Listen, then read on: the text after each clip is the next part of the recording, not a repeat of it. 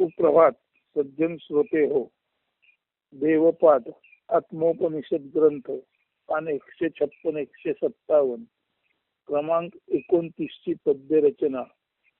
देसी ना देसी तरी तुझा पराभव. इथे भगवंताला म्हटलेलं आहे, तू काही दिलंस तरी तुझा पराभव आणि नाही दिलंस तरी तुझा पराभव. तर हे आता काव्य आहे का, म्हणजे तुमच्या लक्षात येईल यात काय रहस्य आहे ते. नीट ऐका. तुझ काय म्हणू सांग आता देवा, कशास जगी मज आणिलेस देवा. धन बल विद्या नको मज काही, मज देण्या इतू का समर्थ तू नाही. धन देऊनिया संगे माझ वाढवीसी, बला संगे वृषभा परी नरा फिरवीसी. थोडी बहुत विद्या अहंकार जादा, शहाणा पंडित त्यासी मूर्खतेची बाधा. नरी नारायण जन्मा घालण्याची फार, व्यर्थ हौस तुला परी जन्मला वानर. वेडा मज सारी खा तुझ ना विचारी, म्हणे देवा तुझ दारी नाही मी भिकारी. व्यर्थ समजसी देवा स्वये उगा थोर, देसी ना देसी तरी तुझा पराभव. येथे एक ज्ञानी भक्त, समर्थ भक्त देवाला एक तऱ्हेचं आव्हान देत आहे आणि आवाहनही करीत आहे. आव्हान देत आहे म्हणजे चॅलेंज करत आहे, आणि आवाहन करीत आहे म्हणजे टू कॉल, साथ घालीत आहे. तो काय म्हणतो बघा. तुझं काय म्हणू सांग आता देवा, कशास जगी मज आणलेस देवा.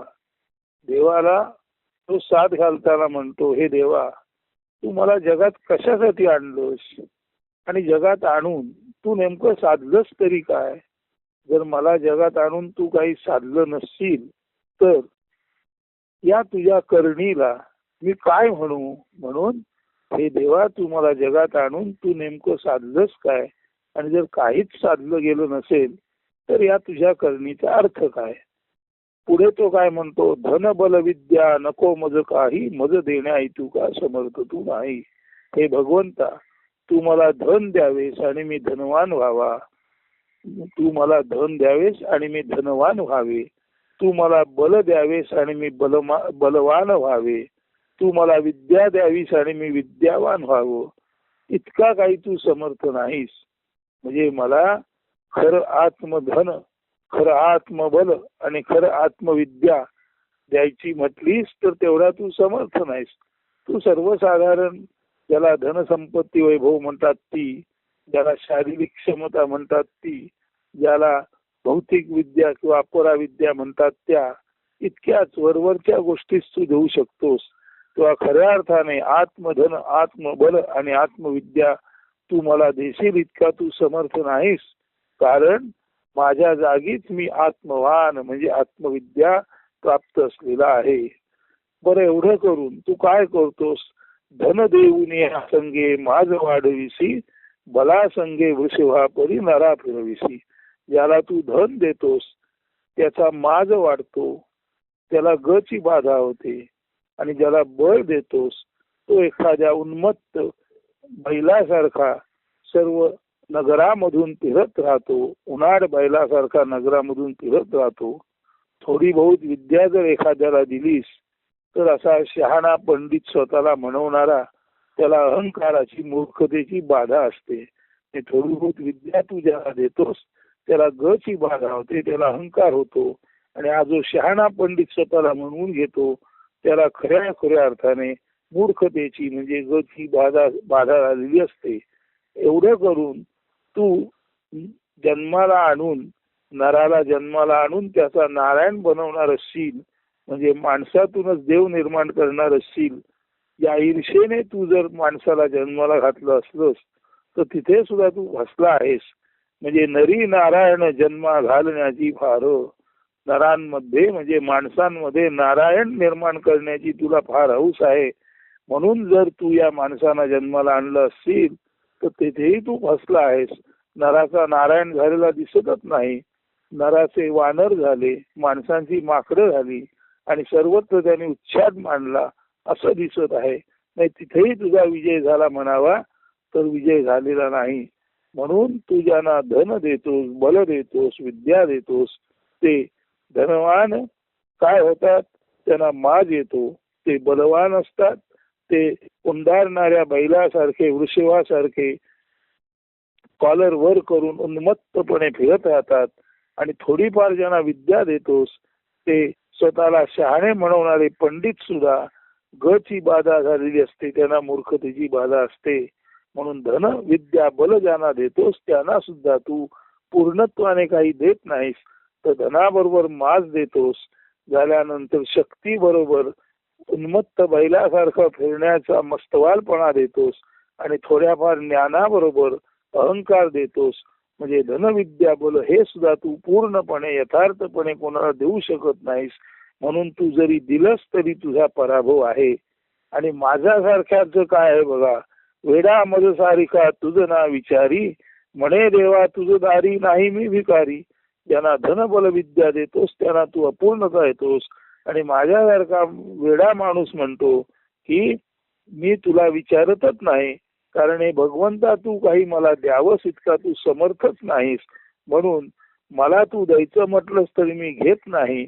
मी भिकारी असलो तरी तुझ्या दारीचा मी भिकारी नाही. तू ज्यांना ज्यांना दिलंस त्यांना अपूर्णता दिलीस हे मी बरोबर ओळखलेलं आहे.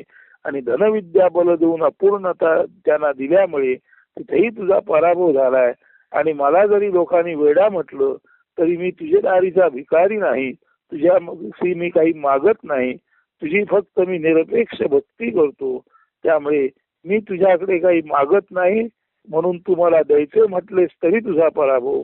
आणि ज्यांना तू दिलंस त्यांना तू अपूर्णता दिलीस म्हणून तुझा पराभव.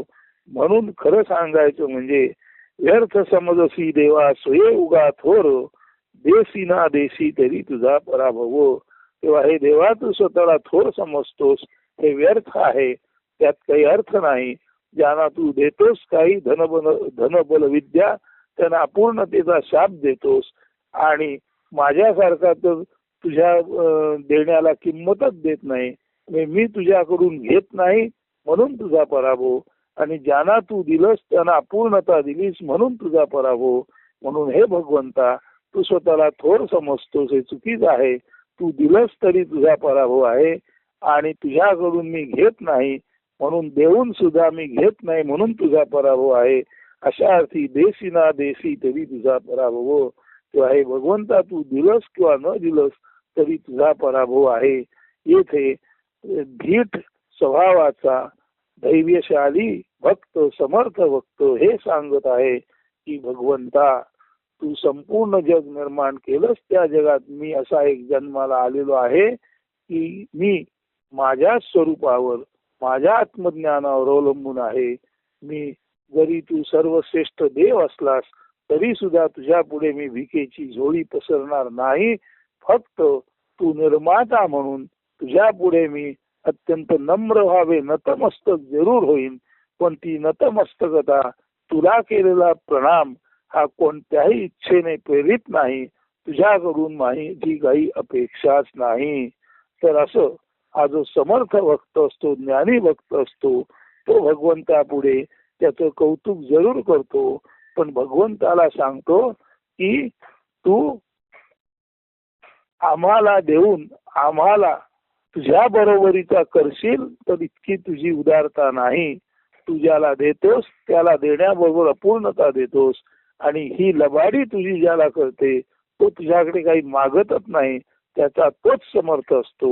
म्हणून भक्त आणि निरपेक्ष साधक हाच खराखुरा भगवंताहूनही श्रेष्ठ असतो हे इथे सांगायचं आहे.